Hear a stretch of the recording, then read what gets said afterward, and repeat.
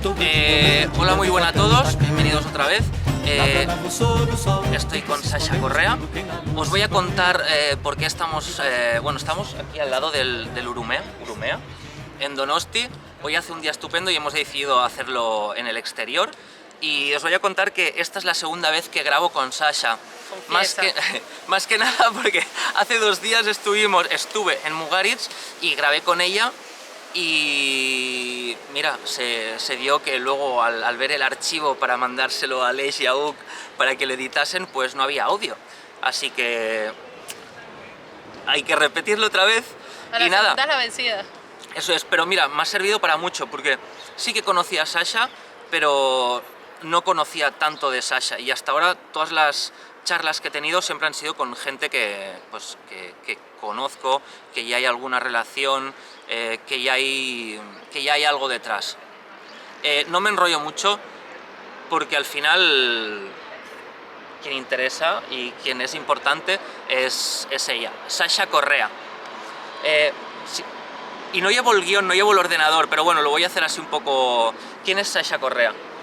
Una comelona que ha encontrado en la gastronomía un pretexto pues para trabajar, para llenar su vida de cosas divertidas y para hacer de esto mucho más que una profesión, una manera de habitar el mundo. ¿Dónde trabaja Sasha Correa?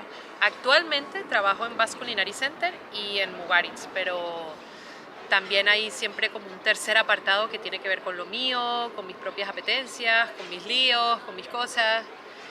Me gusta estar aquí, allá y en ninguna parte. ¿Qué haces en el Basque y qué haces en Mugaritz? Bueno, Espera. yo soy periodista de profesión. ¿Qué? ¿No se me escucha? Quizá el micro Quizá no más tanto. aquí adelante, porque como Bueno. hace un poco de viento y estamos al lado del río. Ok. Y no lo vamos a grabar por tercera vez. Oído. Bueno, yo soy periodista y empecé en esto del periodismo pensando que lo mío era periodismo de verdad, periodismo político, periodismo económico, y además en un país como Venezuela uno cree que pues eso es lo único que importa, ¿no? Pero me di cuenta temprano que, pues por ejemplo, mi país no iba a cambiar de perspectiva y que más me valía hacer de ese periodismo un pretexto para ahondar en algo que fuese un poco más divertido, ¿por qué no? Que le diera más sentido a mi vida que el simple contexto político de un país.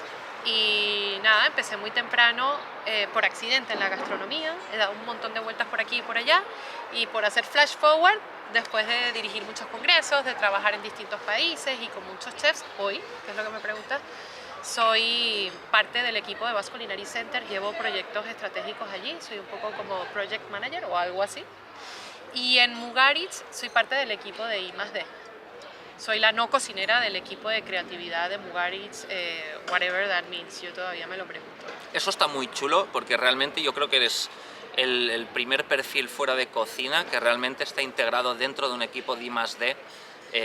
Y yo no te veo como una periodista en tu labor en Mugaritz, sino te veo también como la persona que traslada toda esa filosofía, toda esa palabra imaginaria del imaginario de Mugaritz a los tarjetones del restaurante. O sea, convierte en palabras todo ese imaginario fantástico de Mugaritz. Sí, bueno, al final lo que hago en Mugaritz apenas quizás confirma la necesidad que puede haber en restaurantes creativos de integrar a personas de otras disciplinas y desde otras perspectivas, de modo que el lenguaje culinario alcance otras dimensiones. En Mugaritz he descubierto que puedo ser también una persona creativa, cosa que yo jamás hubiera dicho de mí misma. Y aunque lo fácil sería pensar que uno trabaja en relaciones públicas o en comunicación institucional, que sería como lo más lógico, ¿no? Cuando uno dice, bueno, eres periodista o tal, he tenido la suerte de hacer otras cosas, ¿no? Que, como te digo, demuestran que igual en los restaurantes una persona que trabaja en comunicación puede contribuir en temas de creatividad a conceptualizar, a darle profundidad al lenguaje, a ayudar al equipo a atar cabos y a darle sentido a los discursos que al final son discursos que trascienden lo culinario, ¿no? Porque restaurantes como Mugaritz o como muchos otros que hay hoy en el mundo no solo le hablan a comensales que se sientan en su mesa, ¿no? O sea, los públicos de los restaurantes creativos no son solos aquellos que cruzan esa puerta, sino que son estas personas que desde lejos te aman o te odian y que tú alimentas no solamente con platos, porque a la distancia hay gente que, como te digo, no llega, sino con una filosofía, con una manera de habitar el mundo de lo gastronómico. Y bueno, personas de afuera podemos sumar algo a ese trabajo colectivo que hoy en día hacen vida y que contribuyen con que la gastronomía sea esto tan interesante, ¿no? Que trasciende la mesa. Guay. ¿Cuáles son tus referentes? Ya no solo en gastronomía, sino, por ejemplo, en literatura o literatura gastronómica. Yo me sigo sintiendo un outsider del mundo de lo gastronómico. Yo vengo de la política, de la literatura y de la escritura. Y eso es lo que creo que tengo para dar. Entonces, igual no leo tanta gastronomía como se pudiera pensar. O sea, yo soy más de literatura, de música, de cultura, y como eso es lo mío, pues igual de allí es que yo me nutro para poder aportar a la gastronomía. Pero bueno, en gastronomía, qué sé yo, puedo leer desde una Bee Wilson, una Ruth Rachel, hasta un Ignacio Medina, ¿por qué no? ¿Se saca más para trabajar en la gastronomía no leyendo sobre gastronomía? Yo creo que no hay regla. Una cosa que he aprendido con la gente creativa con la que he tenido la suerte de trabajar es que tú debes cultivar tu pasión y verterla sobre el ámbito en el que trabajes, que en este caso para mí es la gastronomía. Entonces yo vengo realmente, como te digo, la literatura, incluso la música, porque estudié 12 años piano, canto. Y nada, esas son mis herramientas, esas son como mis pasiones, y precisamente es lo que me ayuda a aportar, porque el hecho de no ser cocinera es lo que me permite sumar algo diferente, ¿no? Eso que te digo de ser un outsider, aunque tengo desde los 21 años trabajando en gastronomía, y no estamos para que igual te cuente mi edad porque parezco más joven de lo que soy. No, mentira. Los dos, parecemos más jóvenes. No, eso es una tontería, pero lo que te quiero decir es que bueno, a pesar de que tengo bastantes años en esto, siento que la clave en mi caso es mantener esa posición de outsider para poder aportar, porque para cocina, los cocineros. Entonces lo mío, por eso es que desde Diálogos de Cocina, que fue de hecho donde nos hemos conocido un poco más, porque nos conocimos en México, aunque tú no te acuerdes de eso, cuando era directora 2014, de Mesa América. Yo dirigía Mesa América en esa época con Enrique Ahora te iba a Olvera. preguntar sobre el tema este del organizar congresos, eventos, Sí. porque has organizado un porrón de cosas y ahora estás muy metida desde hace unas 3 ediciones con Diálogos de Cocina. Sí. Pero si quieres cuenta el principio de Mesa América, que ahí no nos conocimos, pero tú eras quien organizaba eso. Bueno, yo empecé trabajando en un evento en Venezuela que se llamaba el Salón Internacional de Gastronomía, y yo tenía 21 años cuando aquella. Todavía no me había graduado y yo estaba allí de niñera, vamos a decirlo de alguna manera, de, no sé, Geston Blumenthal, de Eleanor Sachs, Santi Santamaría, conocí a Andoni por esa época. Y desde temprano me di cuenta que los congresos gastronómicos, más allá de que son encuentros donde, bueno, hay unas premisas que tienen que ver con venta de productos, con ferias y tal, son espacios muy especiales para compartir ideas, para acelerar las mentes de personas que se interesan en la gastronomía, para mostrar talentos, perspectivas. Y entonces, desde entonces, como te digo, que empecé en Venezuela en el Salón de Gastronomía, después estuve en México 3 años dirigiendo Mesa América con Enrique, y ahora estoy en Diálogos de Cocina junto con Andoni, ayudando con que este espacio que se creó en el 2007 siga siendo un vertedero de disciplinas, de enfoques, de visiones, con la ilusión de que la gastronomía no se quede en el mismo lugar, dentro de su mismo algoritmo, sino que salga de sí misma y ofrezca espacios para otro tipo de procesos, de intercambios, de diálogos. Mira, antes cuando te preguntaba si no para ser outsider, sino para ser más disruptor en la gastronomía no hay que leer gastronomía, a mí me pasa lo mismo, que a mí nunca me han gustado mucho los congresos, más que nada porque ahí es como esa pasarela en la que al final, si solo te nutres de ello o solo lees de ello, solo acabas copiando, ¿no? A ver, yo soy joven y quieras o no, pues siempre se quiere ser pues, más disruptor, más novedoso. Yo no quiero hacer la misma cocina que un Arzac o que un Santi Santamaría, ¿no? Siempre el joven pues quiere hacer cosas más rompedoras y todo. y con diálogos de cocina me encanta porque es un congreso de gastronomía al que más veces he ido. Sí, lo Y conoce realmente mejor que yo, de hecho. allí, o sea, de lo que menos se va a hablar es del plato X del cocinero estrella, y es lo que encuentro interesante, que haya un paleontólogo, un hacker, un pintor, un artesano de vajilla japonesa y cualquiera, ¿no? Mira, a mí lo que me motiva de trabajar en gastronomía es ver a la gastronomía como un pretexto, en realidad, ¿no? Y siento que cada uno rellena ese para qué. Es un espejo súper privilegiado y flexible para entender el tiempo que vivimos, la sociedad que somos, porque hacemos pocas cosas tantas veces al día como comer y pensar en lo que vamos a comer. La gastronomía es transversal a culturas, a fronteras, a visiones, entonces es como un punto en común en el que en un mundo tan polarizado como el que estamos viviendo nos podemos encontrar, pero sobre todo también, como te digo, como salirte de ese propio algoritmo usando la comida como excusa para, ¿no?, pensar en arte, fotografía, arquitectura, no sé, lo que tú quieras. Al final, Diálogos de Cocina es un poco eso, es un encuentro en el que la gastronomía es solo la excusa para encontrarnos y ver qué pensamos, cómo nos sentimos, qué podemos aportar a este tiempo y espacio que habitamos, ¿no? Y eso es un poco lo que hago en mi ámbito profesional siempre que puedo. Y esto hasta ahora se ha hecho aquí en Donosti, siempre presencial, primero en el Palacio de Miramar, luego en el Basque Culinary Center. Este año se hace en las redes gratuitamente, Sí. pero que ocurra esto en Donosti o desde Donosti quiere decir que Donosti es especial para la gastronomía. Yo lo siento y yo la siento especial. Vaya a ser porque empecé aquí con Martín Berasategui y luego y tal, pero es que se respira. Y luego una universidad de ciencias gastronómicas como es el Basque, con todos esos alumnos que te los vas cruzando por la calle o en el Arenales cuando vas a tomar un vino, o en el Gerald's o en el Matalaúva y tal, y al final acabas hablando y te acabas encontrando con gastronomía, que en otras ciudades no pasa. ¿Tú cuántos años llevas aquí?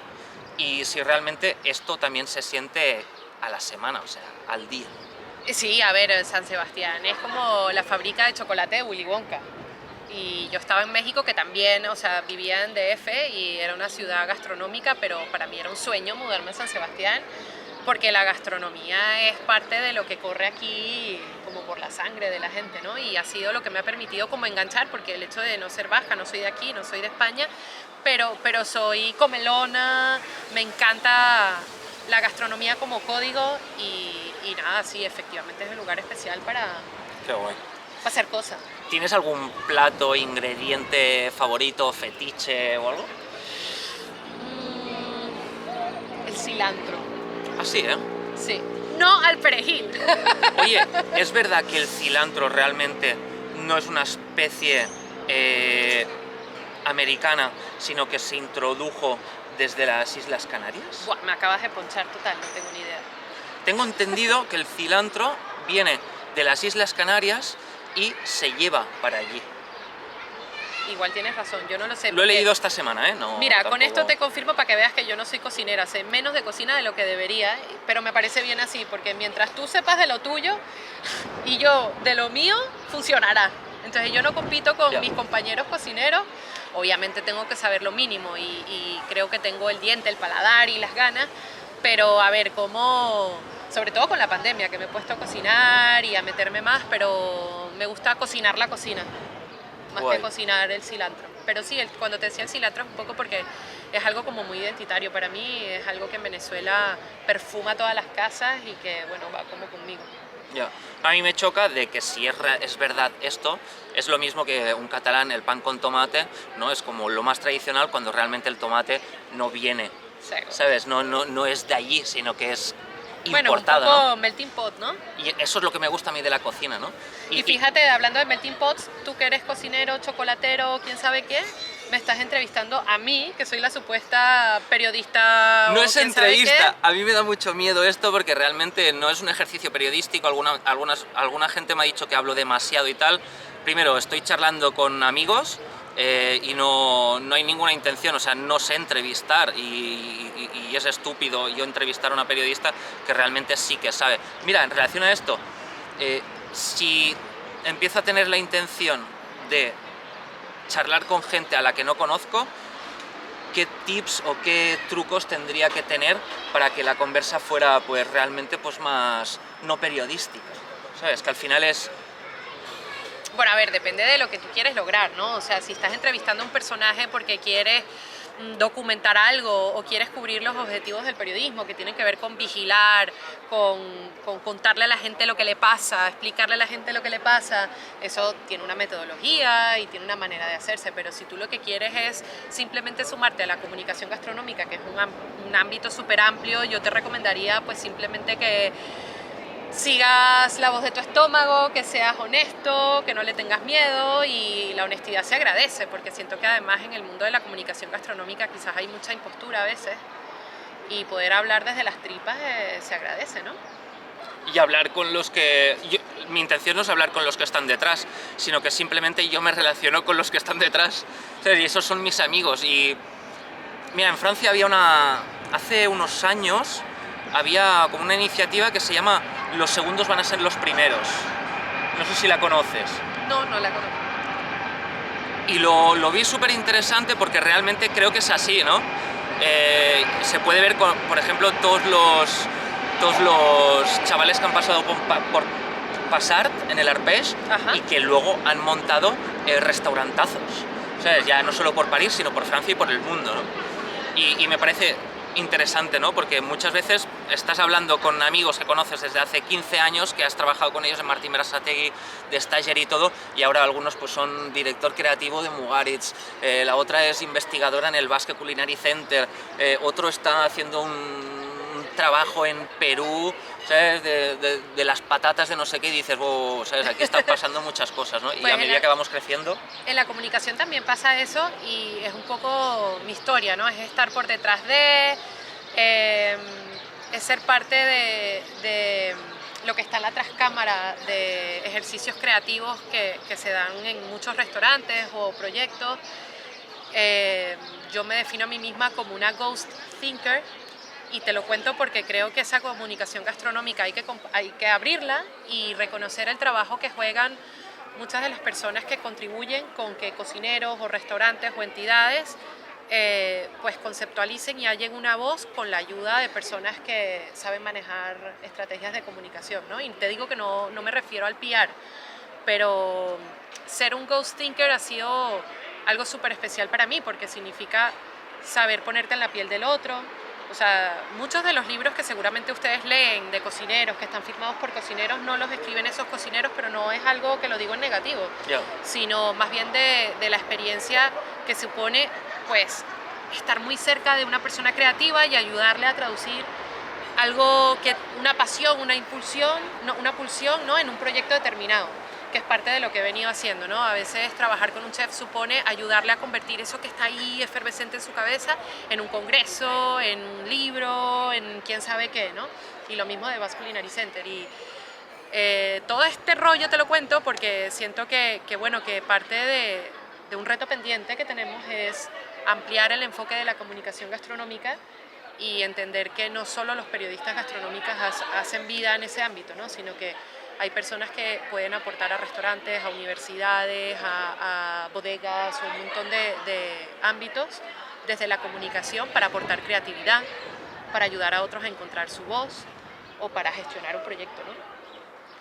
Tú también que estás en el Basque y haces también este trabajo de Ghost Thinker y todo, y eres una mente que piensa y todo, el auge de las universidades gastronómicas, ¿de qué forma está cambiando también el panorama? Ya no solo a los alumnos, sino a toda la industria en general. Bueno, una de las cosas que me gusta, por ejemplo, de trabajar de Basque Culinary Center es que responde al concepto de la gastronomía hoy en día, ¿no? Porque hasta hace unos años uno podía entender por gastronomía alta cocina o el mundo de lo gourmet o cocina sin más, ¿no? Y la gastronomía ha demostrado ser mucho más que eso, es un ecosistema vivo de interrelaciones, de actores, y si tú ves, por ejemplo, lo que ocurre en Basque Culinary Center, los programas de formación hablan de eso, ¿no? Allí se gradúa gente que luego trabaja en la industria alimentaria, que trabaja en restaurantes, pero que también emprenden. O sea, la gastronomía se ha multiplicado de una manera increíble y a mí ese es un proceso que me encanta vivir en primera persona, ¿no? Yo quisiera poder contribuir con eso, que se entienda que hay mucho más allá de los chefs, de todo este fenómeno mediático, incluso de la moda. Te lo comentaba, ¿no? Que escribí un libro que se llama 50 miradas, obsesionada con esta pregunta de qué ha pasado, que la gastronomía se ha convertido en todo esto en los últimos años, de que de repente hay cocineros debajo de las piedras, que en unas campanadas hay un chef para la cuenta regresiva y uno dice, bueno, ¿y por qué? ¿Qué ha pasado que los chefs están en todas partes? Pues yo creo que es eso, ¿no? Que la gastronomía se ha convertido en un movimiento súper rico, súper dinámico, donde caben hasta los haters de la gastronomía, y que cuando entendemos que eso es un ecosistema súper amplio, pues es mucho más rico, ¿no? Y más diverso. ¿Y esto queda o solo va a ser una moda de una generación y luego estas universidades y todo este boom de cocineros dando las campanadas y todo va a desaparecer? Yo creo que es como todo en la vida, ¿no? Una cosa es cultura, otra cosa es espectáculo, una cosa es entretenimiento, diversión, y otra cosa es, pues, no sé, como algo de más calado. Yo estoy convencida de que esto vino para quedarse, vamos, lo estamos viviendo.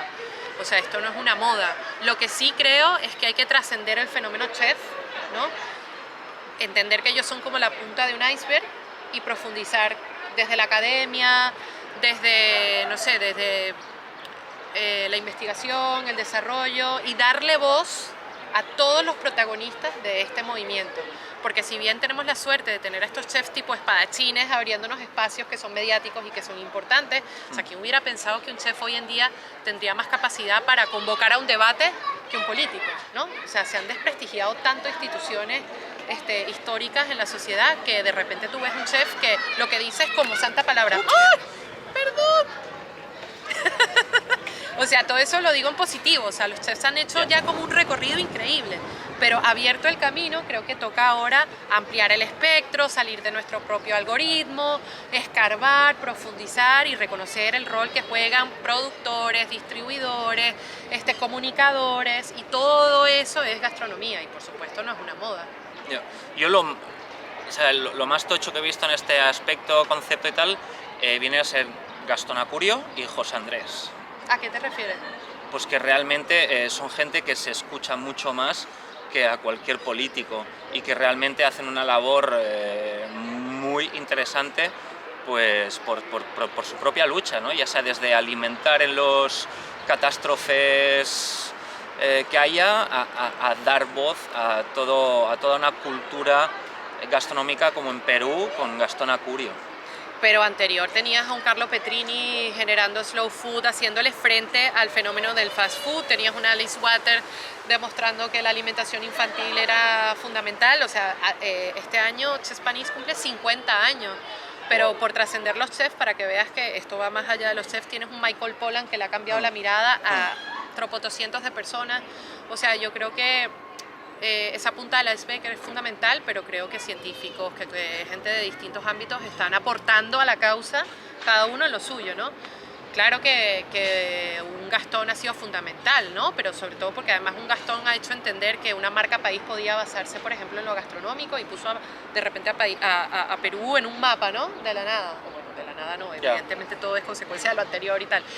Pero creo que no solo, no solo. Y tú que te dedicas a las palabras, sabes ordenarlas y todo, primero, ¿qué opinas de la crítica gastronómica? Y segundo, ¿te atreverías tú a hacer crítica gastronómica?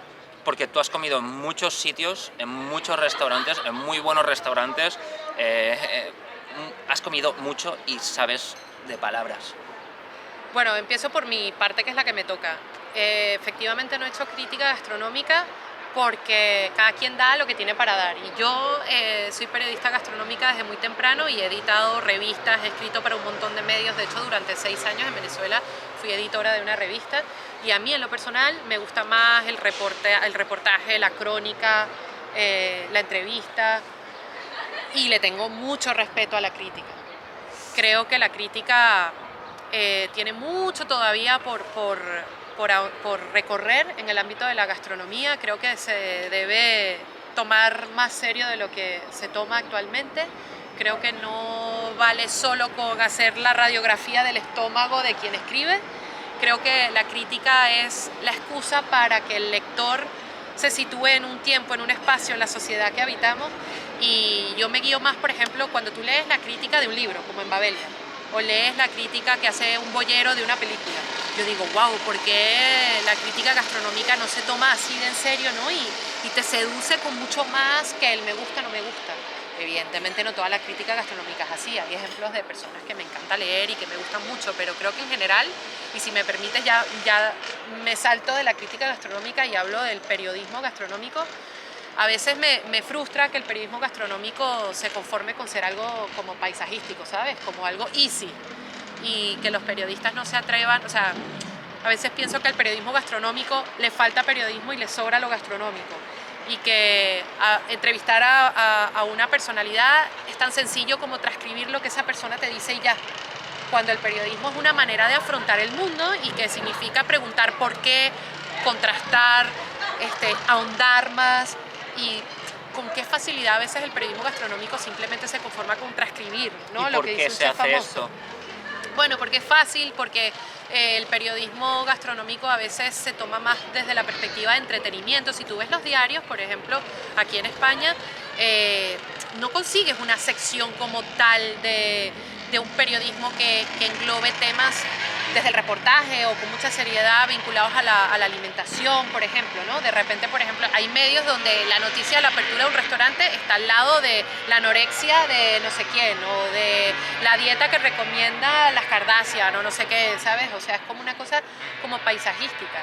Yo sueño con el día en el que en un diario potente, así como haya política, cultura, economía, ojalá hubiera una sección para los asuntos que tienen que ver con la comida, donde no sea simplemente recetas, entrevistas de chefs que no se contrastan ni nada, sino que, como te digo, solo se transcribe lo que te dice esa otra persona, y o sea, un poco como esto de, bueno, la apertura del nuevo restaurante o tal. Yo siento que hay tantas historias para contar alrededor de la comida que bueno, que falta recorrido, pero al final ya sabemos también las lógicas de los medios de comunicación, ¿no? Ya.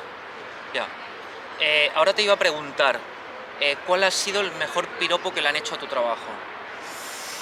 Guay, me ponchas un poco. El mejor piropo.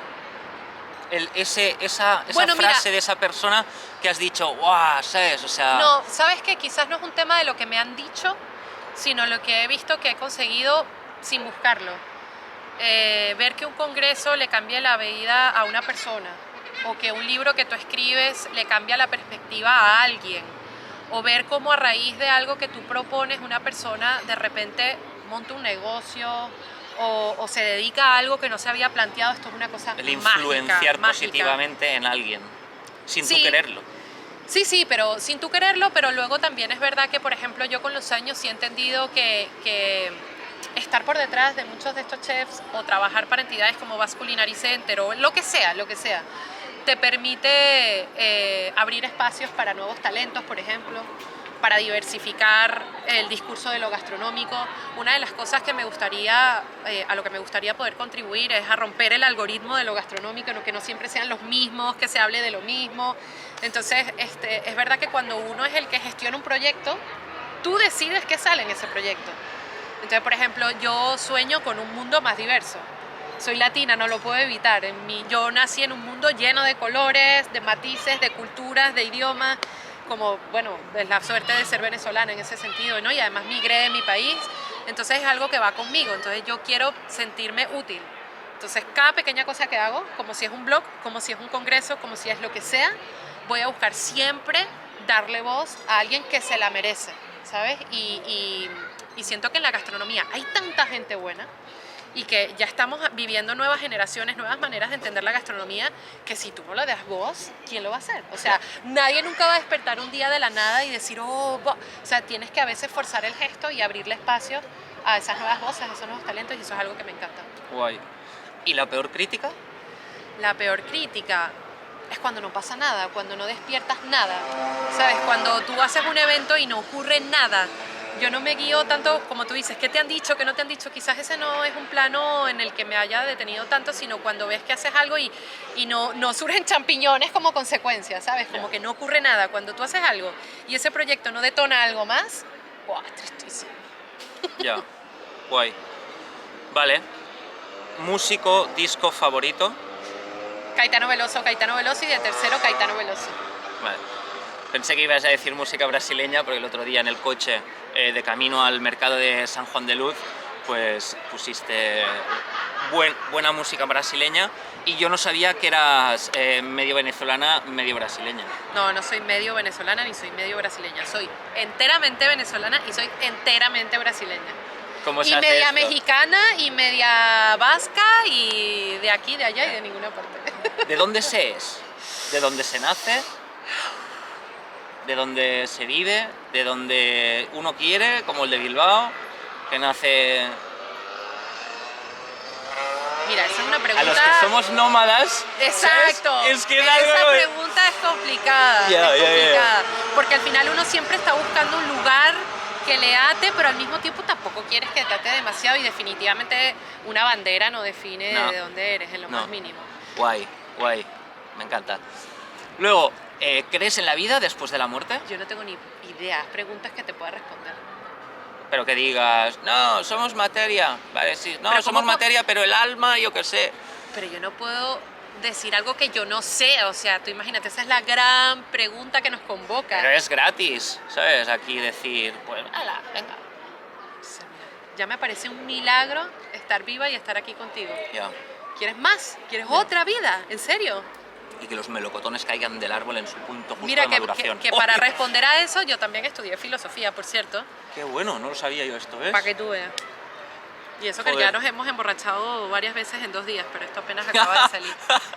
Y ni estudiando filosofía conseguí la respuesta. Ya. Igual, Ya, ya, ya, ya, ya. igual lo mágico es no tener la respuesta y buscarla, ¿no? Es verdad, es verdad. Luego, ¿crees que haya vida en otros planetas? Obvio. Obvio, ¿eh? Esto Obvio. sí que no es que no lo sepas, sino que ya Es que no se puede ser afirmas tan egocentrista, ¿no? de que O sea, somos que los somos únicos tan aquí en el especiales. mundo, ¿no? No, Ya. que vengan y nos coman. Ya. A ver a qué sabemos. Si afirmas que no somos los únicos, ¿cómo te los imaginas? Mejores que nosotros. Joder, esto es muy... Teletubilandia, ¿eh? Bueno, todos tenemos que tener un punto cursi en la vida, yo qué Yo sé. quiero que sean con antenitas, tío. ¿Sí? O sea, sí, sería muy fuerte que el día que bajasen y tengan antenitas, dijésemos entonces, what. Entonces, o sea, ya lo sabíamos que eran así. Ya. Es nuestra imagen la que proyecta esto y por eso los vemos así, cuando realmente no lo son. Como cuando no conocíamos el color azul y hasta que no hubo la palabra azul, no vimos ese azul. Seguramente, pues no sé. Yo lo único que espero es que los extraterrestres también necesiten comer para existir. ¡Wow! Maravilloso. Porque es que si no necesitáramos comer por existir, tú y yo no estaríamos teniendo esta conversación. Sí, totalmente. Y el hambre es la fuerza que nos mueve. Y cuando hablo de hambre no me refiero solamente a la necesidad de echarle gasolina al carro, sino a ese apetito por la vida, o sea, esa fuerza que nos moviliza, que nos hace imaginar lo imposible y salir a buscarlo. Eso para mí es el hambre, ¿no? Es la gran fuerza motora de todo. Ya. Qué guay. Muy buena esta. ¿Qué más? ¿Alguna pregunta? Ya, claro, es que voy sin el ordenador, o sea, voy como desnudo, ¿sabes? Y aquí sacando las preguntitas y tal.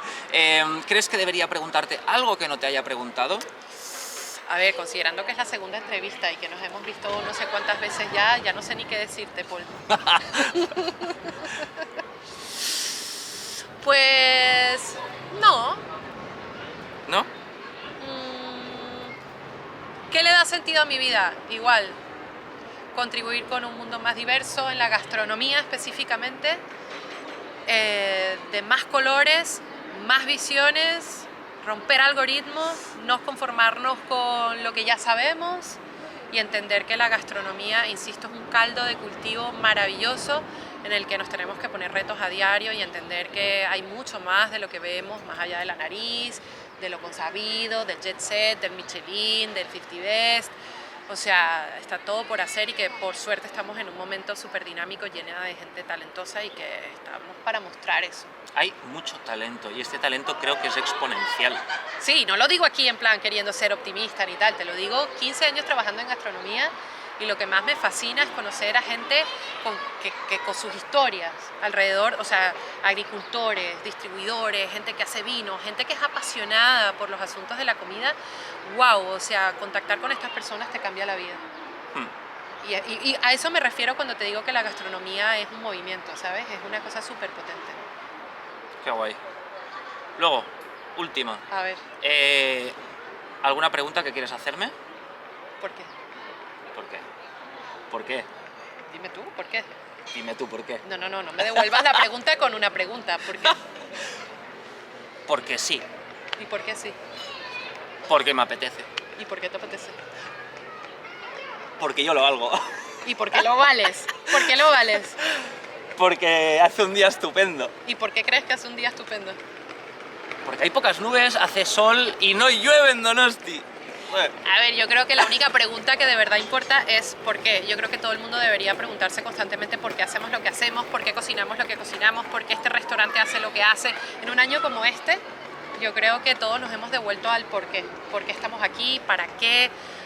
O sea, hace un momento hablábamos de cómo esta pandemia ha sido un baño de agua fría o no para muchos de los que trabajamos en gastronomía.